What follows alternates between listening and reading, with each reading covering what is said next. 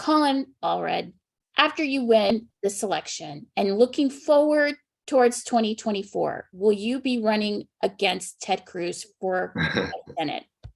I don't know. And that's the honest answer, is that I don't take any election for granted. We have to, as I said, focus on this election. I think, and I've been telling everybody this is not just for y'all, that the last three and upcoming, or last two and upcoming two elections are the most important elections in American history, because they're going to determine, I think, whether or not we remain this great, pluralistic, thriving democracy, or whether we go down a very different path.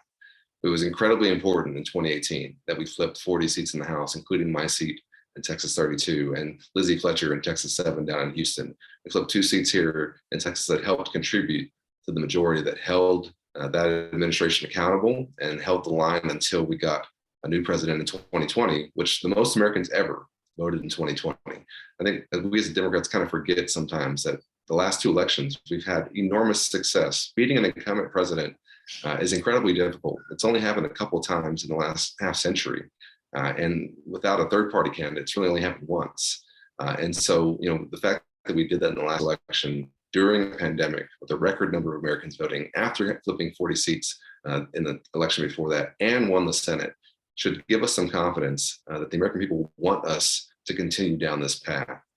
And so I really want to make sure we have a successful election here in 2022. And then we'll see what comes in 2024 and how I can best serve. I have a 3.5 and 1.5-year-old. So I've got a young family. I'm incredibly proud to represent my community in Congress. I didn't just pick a place. I ran in a district that didn't even have an opponent for my opponent in 2016. He was unopposed. He had a Green Party candidate and him on the ballot. And we beat him by nearly 7 points in 2018. And it was my community, the one that I was born and raised in, that I represent. So it's a little bit different for me than maybe some members of Congress who pick a district they can win in and say, I'm going to go there, I'm going to run there. This is personal for me. I represent right now my high school, my elementary, my middle school, my family. My number one constituents are people who share my name and can call me up and tell me when they disagree with me. So I have a lot of considerations. I do think, though, to be clear, that we can beat Ted Cruz in 2024, whether that's me or someone else. And I think we should.